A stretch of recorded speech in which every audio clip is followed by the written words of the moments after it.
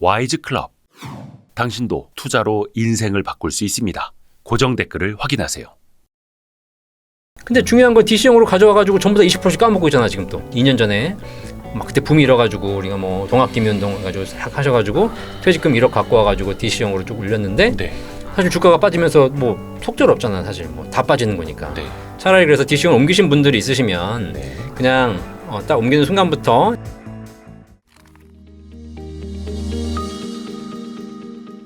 조금 구체적으로 한번 들어가 볼까요?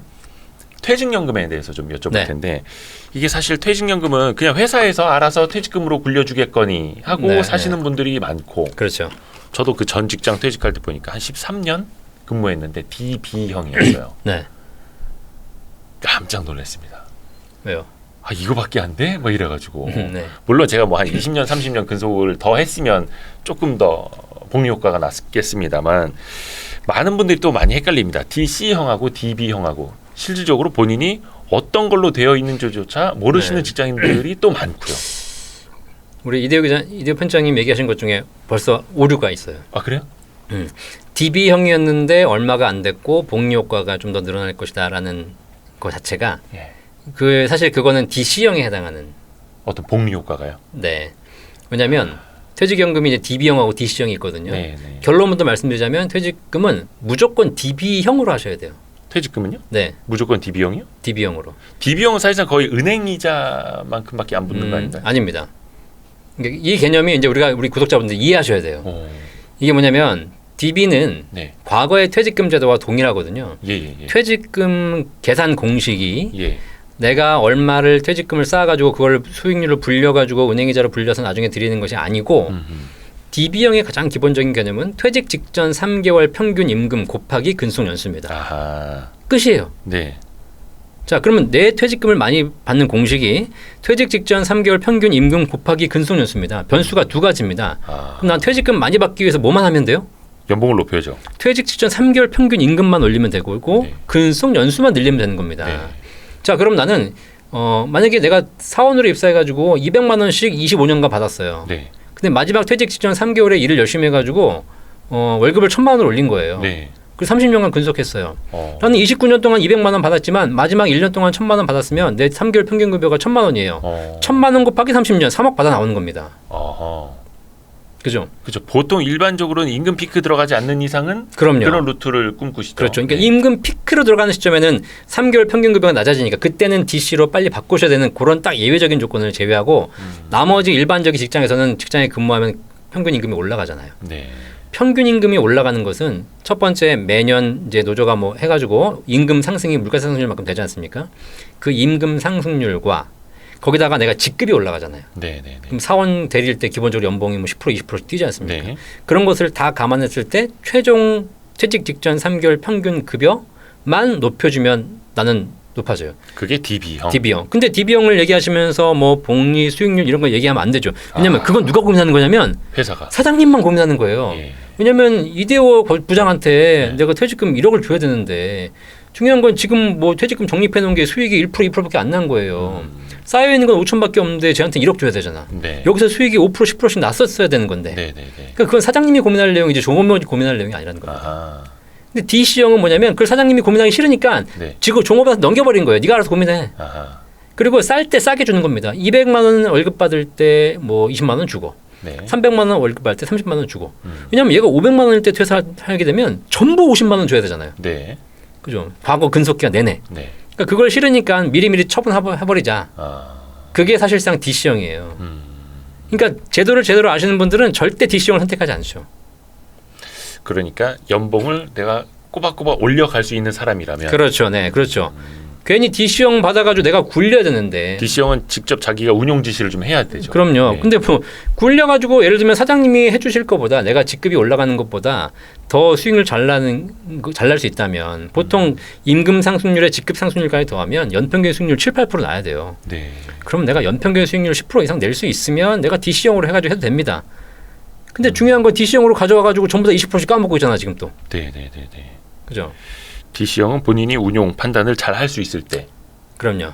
DB형은 임금 상승률을 좀 높이 가져갈 수 있을 때. 설령 임금 상승률이 높지 않다 하더라도 제가 보기에는 괜히 DC로 와가지고 이것저것 해보겠다고 해가지고 까먹는 것보단 왜 이미 검증된 사실. 네. 사실 이렇게 우리가 투자해가지고 뭔가를 바이 앤 홀드 장기적인 전략으로 꾸준하게 가져가면 결국 사실 수익은 나잖아요. 네. 그죠? 근데 이제 이걸 DC용으로 가져오신 분들이 이것도 결국은 펀드, ETF, 주식 뭐 이런 거 하는 거니까 네. 그런 거 하겠다고 괜히 뭐 2022년 전에 막 그때 붐이 일어가지고 우리가 뭐 동학개미 운동 해가지고 싹 하셔가지고 퇴직금 1억 갖고 와가지고 DC용으로 쭉 올렸는데 네. 사실 주가가 빠지면서 뭐 속절 없잖아. 사실 뭐 다 빠지는 거니까. 네. 그래가지고 한 10% 20% 손실이에요. 그럼 이제 와서 어떻게? 아 괜히 옮겼네, 잘못했네. 저한테 네. 그런 전화 많이 와요. 그럼 제가 또 얘기하는 거죠. 네. 그럼 저한테 맡겼으면 됐을까요? 뭐 여의도의 전문가한테 맡겼으면 됐을까요? 어차피 지금 주가가 이런데 손실 보는 건 누구한테 맡겨도 똑같다. 그러니까 시장이 안 좋아졌을 때는, 그러니까요. 무너졌을 때는. 네. 근데 이제 와가지고 후회하고 전화하고 할 거면 왜 했냐는 거예요. 이제 뭐 1, 2년 해가지고 DC형으로. DC형으로 하기로 했으면 우리가 주식 얘기하듯이 최소한 5년, 10년을 꾸준하게 장기적으로 묻어둘 상황이 있고 네. 이렇게 저점이 되고 주가가 떨어지면 오히려 더 투자 비중을 늘려서 싸게 살 수 있는 기회니까. 그렇죠. 어차피 뭐 한 10년, 20년은 부어 나갈 건데. 그러니까요. 그렇게 할 목적으로 들어오셨어야 되는 건데 이제 뭐 1년 해보고 뭐 20% 마이너스 되는데 어떻게 되냐. 지금 다시 빼가지고 무슨 뭐 예적금으로 옮겨야 되냐. 그럼 손실 확정이잖아. 이게 DB형에서 DC형으로 옮길 수 있어도 DC형에서 DB형으로 바꿀 수는 없죠. 그렇죠. 예. 왜냐하면 DB에서는 회사가 운영하고 있는 건데 DC로 개인이 가져가 버린 거잖아요. 근데 다시 회사한테 줄 수는 그렇죠, 없고 네. 그런 개념으로 생각하면 네. 되겠네요. 이게 항상 사실 인간이 퇴직금을 받는 게 적으면 한 번, 생애 한 번, 많아봐야 뭐 이직 여러 번 해도 한 서너 번이다 보니까 네. 이게 항상 머릿속에 남지는 않습니다. 네. 그래서 이렇게 한 번씩 우리가 되새김질을 해야 됩니다. 그러니까 차라리 DB용으로 두시면 네. 그냥 내가 잊어버리고 열심히 일만 하면 된다는 거예요. 네, 연봉만 높이면 된다. 그렇죠. 월급만 높이면 네. 된다. 근데 DC용으로 옮겼으면 차라리 그래서 DC용으로 옮기신 분들이 있으시면 네. 그냥 딱 옮기는 순간부터 장기적으로 포트폴리오를 짜서 예. 잊어버리시는 게 나아요. 잊어버리고. DC형도요? 예. 보통 이게 네. 저도 그랬고 네. 제 주변 분들도 나는 그래도 주식 투자를 직접 하는 사람이고 산업 공부도 열심히 하고 금융시장 공부도 하니까 네. 내가 DC형으로 했을 때 조금 더 운영을 잘할 수 있을 거야 라고 하면서 DC형을 시작하시거든요. 그렇죠. 그거를 만약에 진짜 내가 자신 있다 네네네. 라고 하시는 분들은 한번 도전해 보셔서 하시는 걸 뭐 말리지는 않겠으나 네. 결국은 장기적으로 봤을 때 뭐 우리 여의도 증권가에도 이미 검증이 되어 있는 거지만 네. 사실 제가 증권회사 친구들도 많이 있거든요. 저한테 뭐 사라 뭐 이런 얘기 하면 한마디 하는 게 있어요. 네. 네 돈으로 사, 네 돈으로. 저한테도 문자 전화 많이 와요. 뭐 이거 사라 저거 사라 뭐 이렇게 뭐 오잖아요. 그죠? 네네네. 그럼 아니 왜 자꾸 나한테 사라고 하냐. 그렇게 좋으면 네가 사지. 네.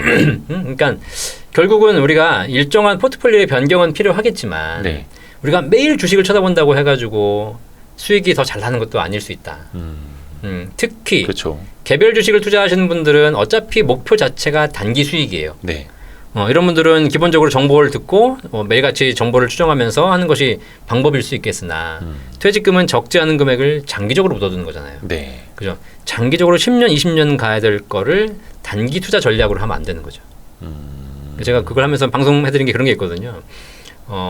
육상에 마라톤이라는 종목이 있고 100m 달리기 네. 종목이 있다. 네. 둘 다 같은 육상이다. 아하. 그런데 선수들은 완전히 다르다. 그렇죠. 그렇죠. 그리고 마라톤 뛰는 사람들이 100m 뛸 수 없고 100m 뛰는 사람들이 마라톤 뛸 수 없죠.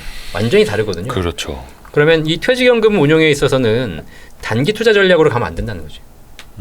하다 보면 1, 2년 할 수 있겠지만 지쳐요. 특히 젊은이들 중에서 연금 펀드 가입하시는 친구들 많거든요. 네. 연금 펀드를 가입해서 최근 몇 년 사이에 붐이 불어가지고 연금 펀드를 가입해서 그걸 가지고 ETF 투자가 가능하니까 그렇죠. ETF로 단기 매매를 하는 연금 사람들이 많더라고요. 그 안에서 내가 운용 지시를 이렇게 할 수 있으니까 샀다 팔았다 할 수 있으니까. 그렇죠. 아예 그냥 뭐 주식처럼 거래를 할 수 있으니까 뭐 거의 초 단위로. 거의 스마트폰 가지고 너무 또 편리하게. 그렇죠. 근데 제가 그분들이 항상 하는 게 그거예요. 이 연금은 네. 당신들이 밖에서 그냥 일반 주식 계좌를 만들어 가지고 ETF를 매일같이 거래하는 거 이거는 그 맞는 방법이다. 그런데 연금은 앞으로 3, 40년을 가야 되는 상품인데 네. 지금처럼 그렇게 연금 뭐 300만 원 넣어 가지고 또 단타하고 이렇게 해 가지고 이걸 30년간 할 수 있겠니? 결국은 그렇게 하신 분들 지금 주가가 떨어졌잖아요. 집도 예. 다 포기했어. 아하. 자연스럽게 내 의지와 관계없이 바이 앤 홀드 전략으로 가는 거고. 네. 근데 아까 해주신 말씀 중에 네. DC형도 네. 특히 이거는 본인이 운용 판단을 해야 되는데 네. 투자 판단을 직접 해야 되는데 이것도 잊어라라고 하신 말씀은 그건 어떤 의미예요? 그러니까 DC형을 장기적으로 가져가시는 분들이 있어요. 네. 어차피 지금 뭐 나이에 따라 다르겠지만 10년, 20년 퇴직연금을 가셔야 되는 분들은 그거를 일단은 일정한 포트폴리오를 짜서 매수를 하고 그리고 웬만하면 보지 않는 것. 장기적으로 묻어두는 것이 차라리 낫겠다. 정말 장기적으로 갈 수 있는 포트폴리오를 구축해 놓고 네.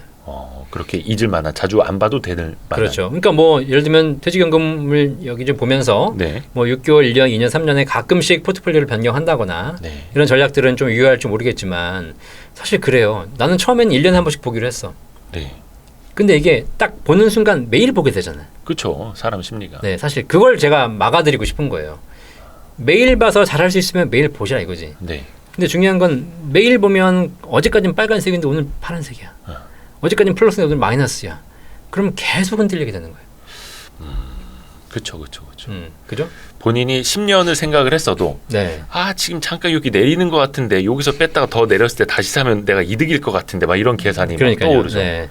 그래가지고 쫙 뺐는데 또 올라가 버려. 예. 야, 그러면 씨, 내가 괜히 뺐네. 그렇죠. 이런 생각했다가 또 올라가면 또 올라갔으니까 또 아쉽잖아. 괜히 그럼 사기도 그렇잖아. 그러다가 또 계속 올라가니까 내가 탔어야 되나? 이런 생각 우리가 그러니까 단기 투자를 하는 사람들의 생각과 동일하게 매칭이 돼버리면 이건 장기적으로 가기 쉽지 않은 거고. 네. 그렇게 해서 금액이 또 이게 퇴직금은 적은 금액이 아니기 때문에 그렇죠. 뭐 일반인들이 뭐 1, 2천만 원 투자를 하는 거야. 뭐 그럴 수 있겠지만 퇴직금은 1억, 2억이 굴러가요. 그러면 사실 굉장히 큰 리스크를 안을 수밖에 없어요. 조금 명쾌해지긴 합니다. 아까 그 DB형과 DC형에 대해서 어떤 기준으로 본인이 선택을 해야 하는지 그리고 어떻게 운용을 해야 되는지 특히 DC형일 경우에 DC형에 대해서 조금 운용을 직접 하기가 좀 어려워하시는 분들 네. 그런데 DC형으로 일단 갖고 계시는 분들이 있을 거 아니에요. 그런 분들을 위한 좀 현실 조언은 어떻게 해주실 수 있을까요? 일단 TDF를 가장 많이 추천드리고 있고요. TDF라고 하면 이제 타겟 데이트 펀드. 그래서 그러니까 연령대에 맞게 뭔가 비중을 그렇죠. 금융사에서 알아서 조정해 주는 거죠. 알아서 조정해주죠. 네. 뒤에 이제 숫자가 이제 붙어 있는데 그 뭐 빈티지라고 하는데 뭐 2030, 2040, 2050, 2060. 그 사람의 나이대. 뭐 이제 언제 은퇴할 것이냐. 아하. 내가 2050년에 은퇴할 것이다.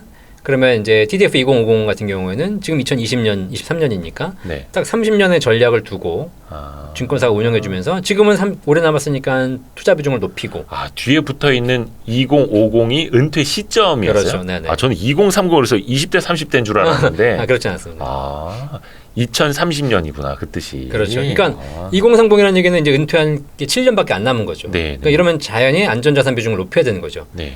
그래서 TDF를 쭉 보고 있으면 되게 재밌는 게 뭐냐면 동일한 이제 펀드 TDF가 2030, 40, 50, 60에 있는데 네. 만약에 주가가 지금 뭐 10%가 올랐어요. 네. 그러면 2060은 10%가 오릅니다. 그런데 2050은 8%가 오르고요. 2040은 6%가 오르고 네. 2030은 4%밖에 안 오르고. 그러니까 왜 그러냐면 은퇴 기간이 가까운 TDF일수록 투자 비중을 낮췄기 때문에 뭔가 더 보수적으로 그렇죠. 포트폴리오를 짜놨기 때문에. 반면에 주가가 10% 떨어졌어요. 네. 그럼 2060은 10% 마이너스가 나지만 네. 50은 8% 마이너스, 뭐 40은 6% 마이너스 이렇게 안전적으로 운영되기 때문에 뭐 예를 들자면 네. 이제 그러면 이제 그런 투자를 추천드리면 어떤 장점이 있냐면 굳이 내가 시장에 대해서 일일이 개별적인 지수라든가 펀드에 대해서 다 몰라도 네. 전체 시장의 좀 분위기를 보면서 개별 투자들이 약간의 판단을 할 수는 있는 거죠. 지금은 뭐 주가가 많이 떨어졌고 약간 좀 저점이니까 네. 내가 물론 은퇴 시점이 2030이냐 40이냐 2050이냐에 관계없이 내가 약간 좀 더 공격적인 투자를 해보고 싶은 시점이다. 그러면 뒤에 숫자가 큰 거, 멀리 남아 있는 거, 네. 2050, 60을 선택하시면 되고 나는 이제 그런 건 싫고 그냥 안전하게만 운영하고 싶다. 그러면 2030, 뭐 2020, 2015도 있습니다. 이미 지난 거. 예. 이미 지난 거는 거의 주식 투자 비중이 낮죠. 그런 걸 내가 선택할 수 있으니까 물론 TDF가 수수료가 낮은 상품은 아니지만 그럼에도 불구하고 내가 일정한 좀 조절을 할 수 있겠다 생각하면 그런 펀드를 좀 추천드리고 있는 편이고요. 이제 그걸 이제 알아서 하시라고 하시는 거죠. 그러니까 TDF 뒤에 붙는 숫자가 멀수록 2040년, 2050년, 2060년 이렇게 멀수록 좀 더 공격적으로 운영을 하는 그렇죠. 거니까 네, 그거는 그 가입 시점의 나이가 네. 40대, 30대, 20대 더 젊다라는 뜻. 네, 맞습니다. 그리고 그 펀드들도 시간이 가까워지면 질수록 점점 더 보수화되겠죠. 아, 그게 변하니까. 그럼요. 그럼 나는 그때는 2070, 2080으로 바꿔줘야지. 지금은 2070, 80까지 안 나와 있지만. 아, 그걸 바꿀 수가 있어요? 그러면 펀드는 계속 매수 매도가 가능하니까. 저는 그냥 딱 가입한 시점에 따라서 예를 들어서 저 사람이 35에 가입을 했는데 지금 45이니까 운용사에서 알아서 비중을 위험자산 비중을 낮춰주는 그렇겠죠. 걸로 네. 그렇게도 가는 그렇게 거고. 그렇게 가는 거 있는데 네. 나는 45이 돼서도 나는 더 공격적으로 하고 싶다는 생각이 들면 지금 내가 가입하고 있는 안전자산 비중이 큰 펀드를 매도하고 더 멀리 남아 있는 걸로 다시 변경하면 더 공격적인 자산이 되는 거죠. 근데 흔히들 뭔가 그 100에서 자기 나이를 뺀 만큼을 위험자산으로 돌려라라고 말씀하시잖아요. 네. 예를 들어서 한 40대다. 그러면은 한 60% 정도는 위험자산. 근데 60대다. 그러면 40% 정도만 위험자산. 네. 거기는 어떻게 동의를 하시나요? 그 얘기를 제가 이제 재무 설계를 하면서 예. 많이 배웠고 저도 예. 그렇게 했는데 제가 지금 이제 사람들 만나 보니까 네. 그 말이 개인에 따라 좀 다르더라. 특히 저는 이제 우리 와이스트리트도 투자에 대한 정보를 많이 주시잖아요. 네. 그죠? 저는 개인적으로 지금 생각은 좀 그래요. 죽는 그날까지 투자하자. 왜냐하면 네. 우리가 은행이 안전하고 투자가 위험하다라고 생각하시는 분들이 계세요. 네. 근데 저는 사실 그거는 우리가 잘못 세뇌되어 있는 정보라고 생각해요. 네. 네. 왜냐면 은행에서 예를 들면 우리가 현재 2, 3%대의 금리를 받습니다. 네. 근데 물가 상승률은 연 4, 5% 이상이 되고 있어요. 네. 자, 그러면 물가는 4, 5%씩 올라가고 있는데 내가 2, 3%의 이자를 계속 받는 것이 과연 네. 안전한 것일까요? 한번 생각해 보는 것이죠. 나는 원금을 지켰다고 생각하지만 네. 10년, 20년 후에도 원금은 지키고 있으나 네. 원금의 가치는 지키지 못하는 겁니다. 원금은 지키지만 원금의 가치는 지키지 못하는. 그렇죠. 네. 명언이다, 명언. 와. 그래서 결국은 나는 내 자산은 점점 하락하고 있는 거죠. 네네네. 근데 대한민국 사람들이 지금 과거 7, 80년대부터 시작해서 엄청난 물가 상승을 겪어오면서 네. 우리가 자산 가치가 엄청나게 하락해야 되는데 불구하고 대한민국 사람들의 자산을 지켜왔던 가장 핵심적인 수단이 뭐였냐면 부동산이었다는 거예요. 그래왔죠. 부동산은 물가 상승률 이상으로 상승했으니까 그렇죠. 내 자산 가치가 그만큼 올라갔다는 겁니다. 부동산 불패. 그렇죠. 근데 부동산도 투자잖아요. 네.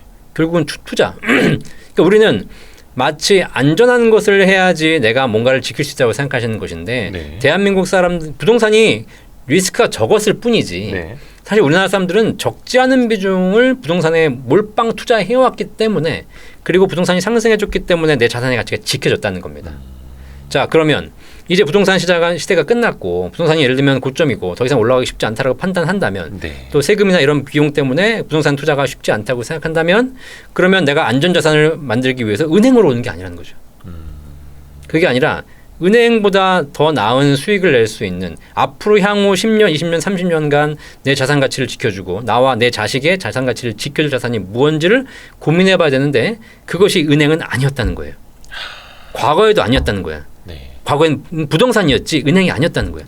근데 우리는 착각 속에 무슨 생각하고 있냐면 은행은 안전한 것이고 은행은 전문적인 곳이라고 생각하고 있는데 사실 제가 은행에 있는 친구들도 얘기해보고 은행 다 물어봐도 은행이 금융을 제일 몰라.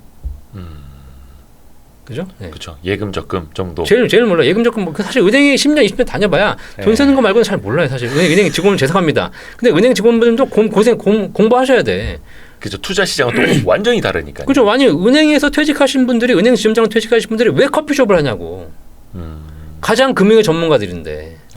근데 은행에 있으면서 내가 돈만 셌지 금융에 대해 공부 안 했기 때문에 나와가지고 할 게 커피숍밖에 없는 거예요. 그죠? 그 은행 지점장 퇴직 예정하신 분들은 다 부동산 공인중개사 공부하고 있어. 네. 어떻게 보면 예금과 대출 뭐 이 정도 그러니까요. 그 선에서 벗어나지 않는. 그런데 이제 그걸 대신할 수 있는 것이 앞으로 무엇인가를 봤더니 결국은 이제 투자를 병행할 수밖에 없다는 거. 그러면 그 투자가 무슨 20, 30대는 많이 하고 60, 70대는 적게 하고 이런 것이 아니라 우리가 투자에 대한 개념만 제대로 잡는다면 투자가 뭐냐면 이런 게 있어요. 내가 삼성전자 주식을 산다. 네. 이 얘기는 우리는 삼성전자를 5만 원에 사가지고 7만 원에 팔겠다 이걸 생각하지만 네. 결국 주식을 산다는 얘기는 그 회사의 주주가 되어서 예. 그 회사의 성장과 동행한다는 거거든요. 네. 동행.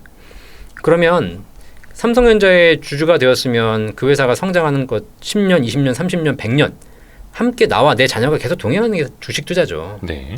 그죠? 네. 그렇죠. 그런 개념으로 투자하신다면 사실 투자는 연령에 관계없이 어허. 평생 내가 하다가 자녀한테 물려주면 되는 거니까. 네. 그런 관점으로 보신다면 나이가 많다고 해서 안 해야 되는 것도 아니고 그리고 뭐 이상한 주식을 투자해가지고 뭐 요즘 뭐가 간다니까 무슨 뭐 폭등하고 있는 주식 이런 거 말고 그냥 우량한 주식을 장기적으로 보유한다는 관점에서 투자하신다면 제가 보기에는 나이와 불문하게 내가 투자에 대한 개념만 제대로 잡으시면 투자할 수 있다. 맞습니다. 그래서 투자 공부는 평생 필요하고 네. 그래서 와이스트릿도 구독이 필요하고. 아, 그럼요. 네. 고맙습니다.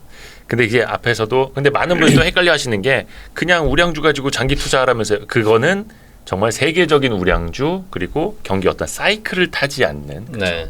왜냐하면 사이클 잘못 탔다간 또 장기 투자의 시점에 따라서 또 그렇죠, 달라질 네. 수 있으니까 그래서 좀 더 디테일로 들어갈수록 사실 더 어려워지죠. 맞아요.